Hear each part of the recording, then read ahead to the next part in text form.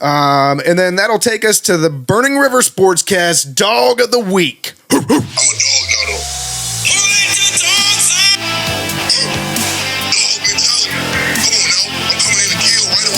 This is like the fun segment. Like, this is like a good part. But like, I'm so down after that last segment. I was just gonna say, I should have shifted this up in the show just so that we didn't have to mix. But Myles Garrett is this week's Dog of the Week. He had 2 more sacks in this one, which takes him to 12 on the year. He is firmly in the Defensive Player of the Year conversation.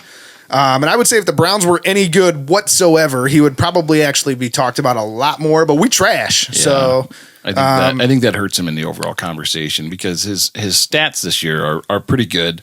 Yeah, I mean, unless he goes balls to the wall the rest of the season and really if he doubles his sack like if he ends up somehow breaking the if he gets a sack record, sacker in the next 4 weeks, then he might jump to the front of the list. But as it stands right now, the Browns have just lost too much for him to really be considered for Defensive Player of the Year. I mean, he'll be in the conversation, but nobody's seriously going to consider him. He'll probably finish like 3rd.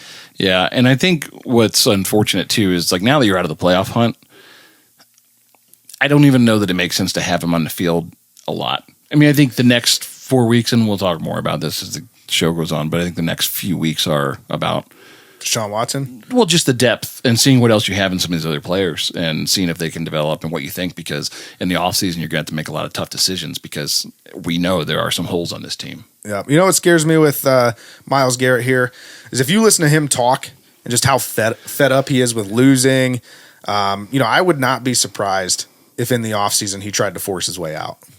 No, like whether it's a trade or just whatever the case may be, he holds out or whatever. And I don't really know what a holdout looks like for that if you just want to leave. But I mean, yeah, I would not be surprised if he forced himself out of Cleveland in the offseason. I wouldn't blame him. No, I mean I feel the same way. Honestly, I feel the same way about Nick Chubb. Yeah, like I mean we keep saying next year. Okay, well at some point you have. Yeah. Guys on your team. Next year, if Kevin Stefanek's still here, we still won't give Nick Chubb 20 carries a game, and Myles Garrett will still be playing in meaningless games because we're going to lose them all in the end. Yeah. So that feels bad. Yeah. I mean, you think about Myles Garrett and Nick Chubb. You have 2 guys right now. You don't even have to say anything else. If you have those 2 guys, those are like some of the best building blocks you could think of. Well, I'm just saying, you have 2 guys with Hall of Fame potential on your team. Yeah. How many teams in the NFL right now have 2 guys that are possibly going to be in the Hall of Fame? Now, Nick Chubb won't because Kevin Stefanski won't give him the ball.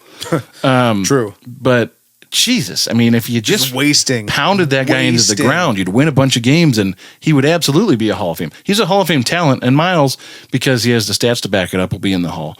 But there's not a lot of teams that have just that going for them right now. Sorry, I'm checking the Monday Nighter, and Kyler Murray just go down with a non-contact injury. That's not good. Kyler Murray definitely just tore a CL. CLs are never good. You heard it here first. Well, you won't hear it until Thursday, so you heard it somewhere else first. But anyways, that takes us to the division roundup.